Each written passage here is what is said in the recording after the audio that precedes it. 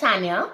I'm a registered nurse, a Jamaican nurse, and I've been a nurse since January 2010 when I joined the register of the Nursing Council of Jamaica. You may see me glance to my left from time to time. It's because I am reading the cues. You may know by now that it is a collaboration.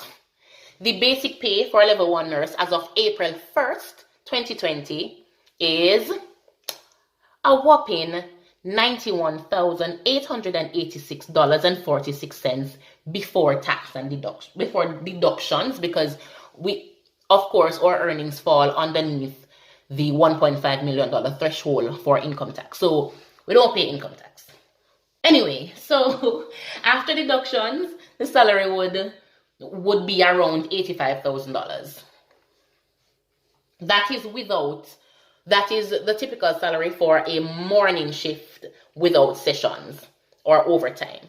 For your afternoon and your night shifts, so the shifts you start at 2 p.m. and the shift you start at 10 p.m., you are entitled to a meal allowance and a taxi allowance. Your meal allowance, I think the updated figure in April was $850, and your taxi is dependent on how far from your hospital you reside. If the allowance for the furthest point is $1,200, or just about. I think there was an increase on that, but just about between 1,002 and 1,004. You can quote me on that. And this is paid per shift. So yes, and you do 20 shifts, so do the maths. Your allowances can be sometimes up to $40,000, and your allowances are not taxed. So you can add that to your basic pay for if you do all evenings or all nights, you can add the $40,000. If it's a mixed shift, then it can be 5, 6, sometimes up to 15. It depends on how the hospital does your shifting. 5, 10, or up to 15 shifts times the meals and the taxi. Are you following? I hope you are. Then, because there's a nursing shortage, there's a global nursing shortage, and Jamaica is not spared. We always have sessions or overtime available. Now, between allowances and overtime, most of us will, by maxing out our overtime, we can double our basic pay. So you can clock up to the $170,000 after your deductions. Of course, the more you earn, you will push towards the threshold and you will pass it. I have passed the threshold several times. However, it can be taxing to your body. Picture doing a 60-hour work week every week. So yes, in a 1 month or a 4-week period, you would have done 6 weeks worth of work. In 2 months, you'd have done 3 months worth of work. So, but financially, sometimes these are the things we have to do. And I'll tell you why. Cost of living. That's my next subheading. Now, this is going to be personal. For me, I'm going to tell you my typical cost of living. I am not going to include anything related to my child or my childcare. For a single person, cost of living in St. Mary, because me know say in Kingston it's more, right? For my rent, my last rent I was paying $35,000 a month. My light bill was, JPS was lenient with me. JPS was always good to me. Either that or I really don't use a lot of light. But my average light bill was around $6,000. My average water bill was around $3,000. For cable and internet via Flow, triple play, I had triple play. It was $6,999, so let's call it $7,000. I had a cell phone on a plan with Flow. It was $4,000 something, but let's call it $4,000. And let us start that as a luxury. Now, for food, when it was me alone, I used to spend about $35,000, and this included preparing my own lunch. So the 35,000, yes, I prepared my own lunch with $35,000. It meant supermarket, and it meant market, and it meant meat shop, to maximize what I got for the $35,000, so that I could cook my breakfast, my lunch, and my dinner out of that for the entire month. Yeah, it sounds like the parable of the miracle of the 5 loaves and the 2 fish. Is so it go? Yeah, but $35,000. And for transport to and from work via taxi for a 1 month period was about $14,000. So all of my expenses combined, including my cell phone, was $104,000 for the month. Minus my cell phone, because like I said, I'm starring it as a luxury, it was about 100,000 Jamaican dollars for the month.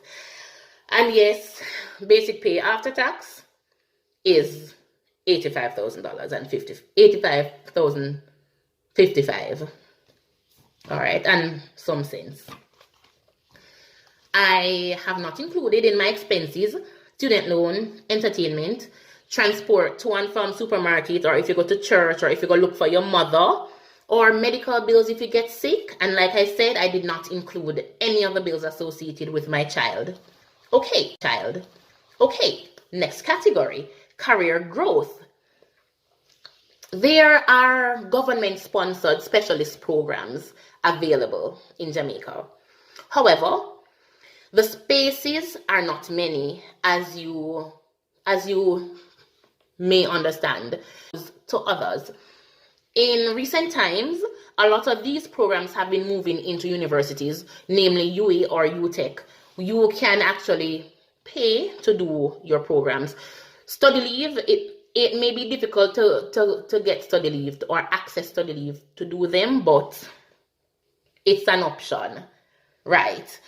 A specialist nurse in Jamaica is usually promoted to a level 2 position, pending availability of a level 2 post. So yes, you may be specialist trained, but there is no post to promote you to, so you still act and function as a specialist nurse, paid as a level 1 nurse. Now, the average wait for a program, like I said, in some places, especially UA, you get to do programs quicker, but in some places you can wait up to 5 years. Yeah. Pension, NIS pension is deducted from your salary every month.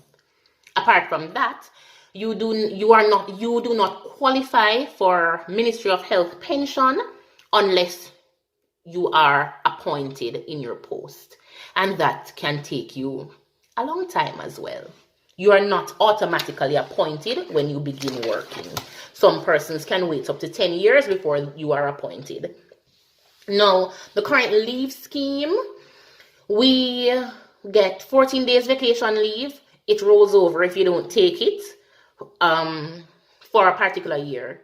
We are also entitled to 10 days departmental leave and 10 days sick leave. Maternity leave for all government workers is 40 days paid and 20 days no paid. This can translate to 2 months with pay and a month without pay. But if you combine the 60 days, it falls short, probably by a week or so of the 3 months. Resources to work with. I said at the beginning that I've been doing this for almost 10 years, or well, a little bit over 10 years. I've done public sector, private sector, health center, school, hotel. So I have seen growth in our health sector, to be honest. It has gotten better. There is a lot of room for improvement, and a lot of the improvements have come from private sector sponsorship. We Jamaican nurses know how to quote unquote turn we hand make fashion, because there are a lot of times when we have to make makeshift medical equipment. It's not ideal, but it's either that or nothing at all. And in the absence of them, we patients simply just do without, which is which can be depressing for both us and the patients. What I like about Jamaica, Jamaica is home, Jamaica is yard, the climate, the I am a water person. My son is a water baby. The close proximity to the beach and to the river, especially if you live a country, and hanging out with family and friends. Hey guys, my name is Diandra. I'm a registered nurse in Jamaica and in the UK. I've been a registered nurse since 2017 in Jamaica and 2019 in the UK. So tonight I'll be sharing my experience as being a registered nurse in the UK and living in the UK. My colleagues will share their experience as being a registered nurse in Jamaica and in the US, and living in Jamaica and living in the US. I'll be looking down now and then because we're using specific areas that we think we should highlight as being registered nurses in these different countries. Girl, what did you say? As being a registered nurse in these countries. All right, so nursing responsibilities. Nursing responsibilities in the UK varies on the ward or unit that you are on. So if you're on a respiratory unit, you have different responsibilities.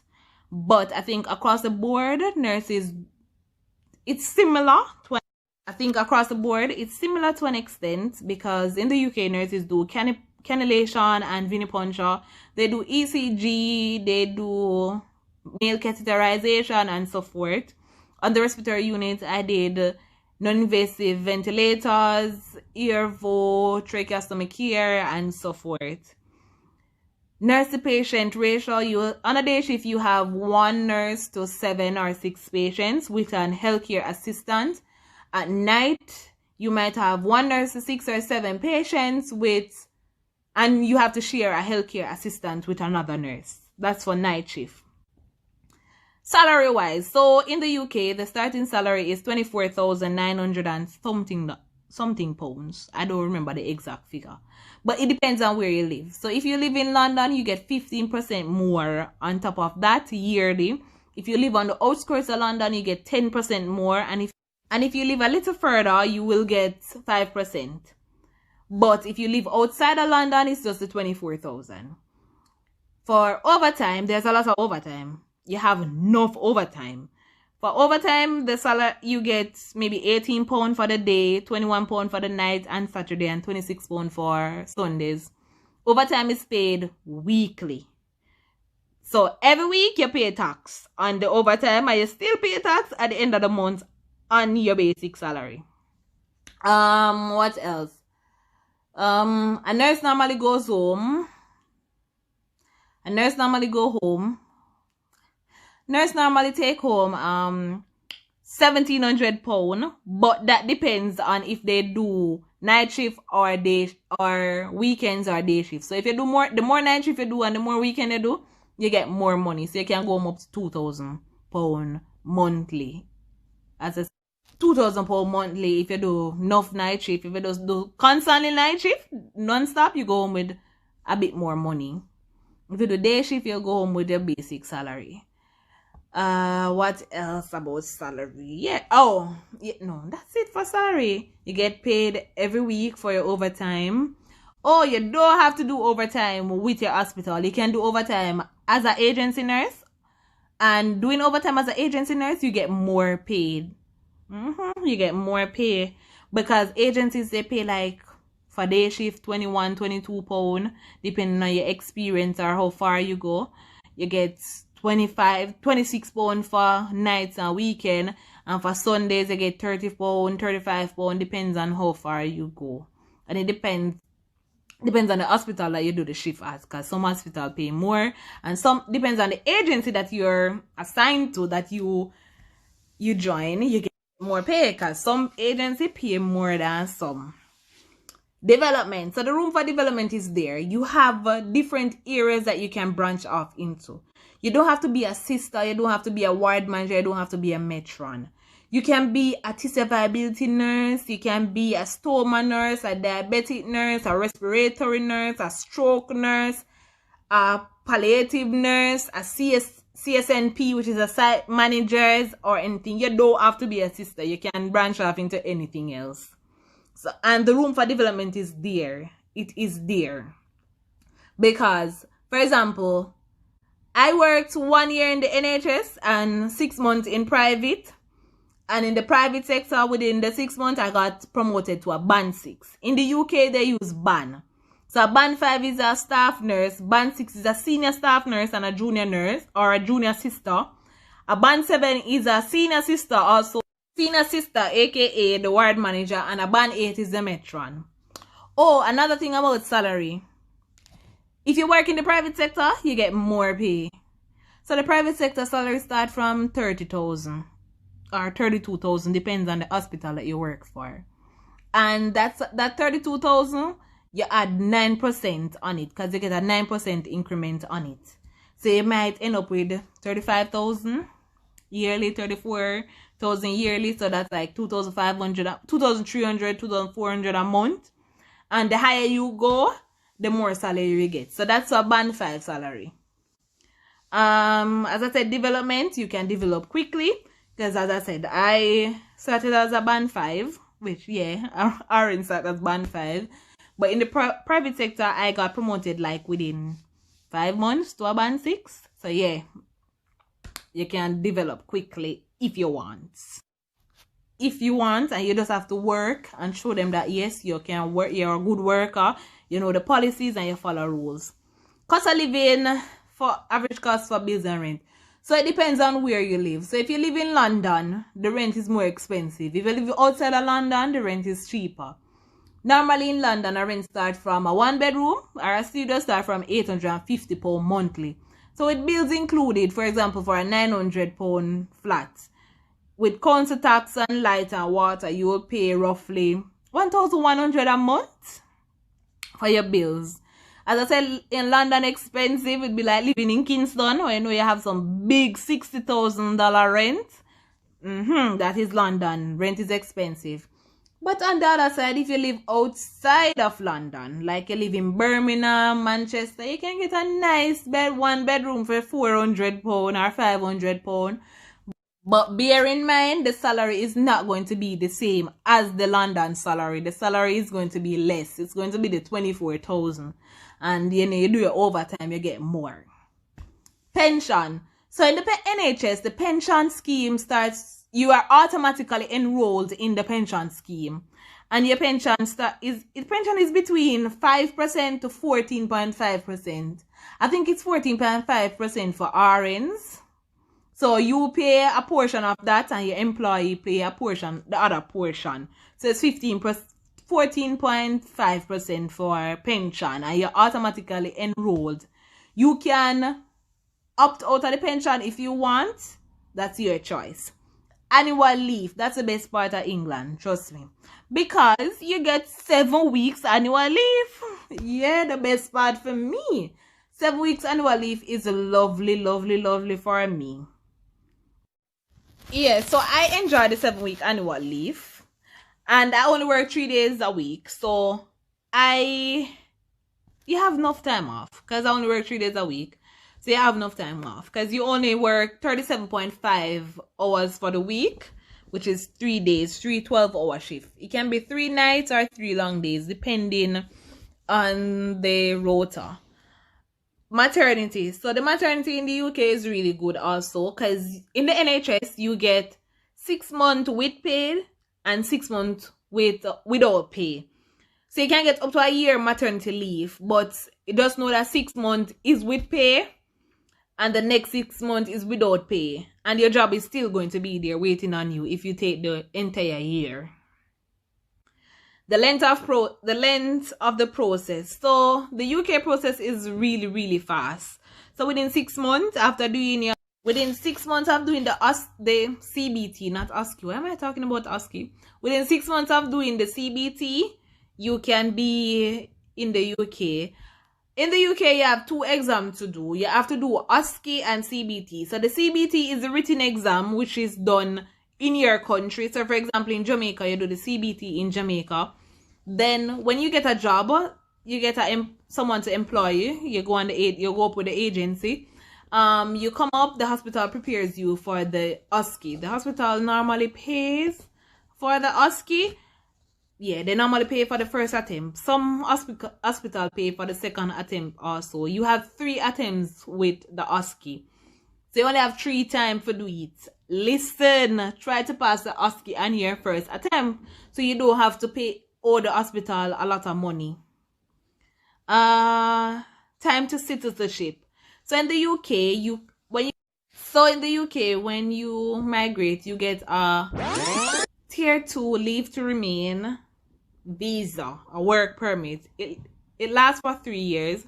At the end of the 3 years, you renew that work permit for another 3 years. But at the end of 5 years, you can apply for your indefinite leave to remain, and then at the end of 6 years, you can apply for your citizenship. So within 6 years, you can apply for your citizenship. Culture. Whoa. Yeah, I can't even pronounce the word. Culture shock. Oh, Jesus. The biggest shock I got when I come to the UK was everybody smoke. Like, everybody smoke. I am at work and the staff smoke, all the patients smoke. So that was the biggest culture shock. That was the biggest culture shock for me. Things I like about the UK. Alright, things I like about the UK. The UK is a very quiet country. People would say boring. You don't have much crime in the UK. I think food is really cheap. Me love my belly. What else about the UK that I like? The people here, they have manners. Like, if you don't know a person, you're walking past and they'll be like, good morning, good afternoon, good evening. I'm like, okay. They have a lot of manners here. What I don't like about the UK is that it's always raining. Oh, Jesus. Every day it rains here. This country is always raining. Listen, if you live in the UK, you need to always have an umbrella. You always need to have an umbrella. Another thing I like about the UK is that it's close to it is in Europe. So you have the opportunity to travel. Like, you can go to loads of places. Like, you can go to Germany, you can go to Spain, Morocco, loads of country. Yeah, you can go to loads of country. Availability to resources. Listen, this is a first world country. When I say resources, they have resources. You're not short of anything. And if you maybe on a particular day you don't have one resource, trust me, you're going to get it the other day. So I don't have problem with resources here. So that's my 2 cents on living in the UK. I'm actually glad that I came here. I have no regrets. It's going good so far, and I don't have a problem anymore. Because when I just came to the UK, when me just come, oh Jesus, I hated this place because I didn't have much friend or anything here, and then I was living in the country area, and girl coming from Kingston, girl used to the fast life and so forth. But now that, and I couldn't get Jamaican food that easily. But now that I'm in London, yeah, I love it in London. I love it. Transportation is easy. I can just walk outside and a bus is at the bus stop. Like, every 10 minutes a bus pass. I get access to Jamaican food with ease because I can just go to Brixton. And Brixton is like downtown Kingston, because they have everybody line out and they have the Jamaican food. Sweet sap, sour sap, breadfruit, everything. So that's what I like. So that's as I said, my few cents on being a nurse and living in the UK. Bye. Hey nurse friends, thank you so much for joining me today. I am Sherry Ann, and today I'm so pleased to be a part of this collaboration where we'll be sharing our experiences as immigrant nurses. I have been a registered nurse for 9 years prior to migrating to the US. I've been in the US since 2018. A reasonable expectation for the length of time from initiating the process to migrating to the US is on average 18 months. Some persons will leave a little sooner. Some, the process may be extended by a few months, and it's based on a few things. For example, do you have the money at the time that the agency requires it for you to go through the process? What facility are you working in? There are a few agencies who require you to work in a certain type of facility, type A or type B facility in Jamaica prior to migration, and until that requirement is met, some of them will not proceed with the process. Another question that you may have on your mind is, what's the process like from being an immigrant to being a citizen? On average, you would apply for citizenship 5 years, no less than 5 years after living and working in the US, if you are migrating on your own. And if you have a spouse who is already a citizen in the US, you can start that citizenship process after 3 years. So it varies depending on how you arrived in the US. Now, one of the things I noted when I came in the US was the fact that persons tend to be a little bit distant in terms of how they related to each other. I noted that the relationship was not as deep, and to some extent it felt a little bit superficial. I've experienced quite a few times, more times than I want to mention, where persons would pass you side by side, hold their head straight and not say anything. It took me a while for me to get used to the way things are in terms of that. Another thing is the food. If you are accustomed to having a palate that is limited to just Jamaican food, you're going to have a hard time depending on where you work and live in the US. For some states, maybe some states up north, it may be a little more challenging to find Jamaican restaurants and Jamaican fresh food markets. In the south, it's much easier than other persons in terms of availability of food choices. Now, as it relates to the work environment, one of the biggest shocker for me was the fact that there was no general sense of job loyalty. You would go to work with somebody this week, in 2 weeks you hear that they're not there anymore. Okay, so the person that you ask, hey, where is so-and-so? 2 weeks after that, they may be gone. In Jamaica, you'd hold one job or two jobs for your entire lifetime as a nurse, and that's the norm. But in the US, it's almost the total opposite. People move from job to job, and it's not looked upon in a negative light. You're getting different experiences, different levels of exposure, and it's not frowned upon. So it's something that you have to really get used to.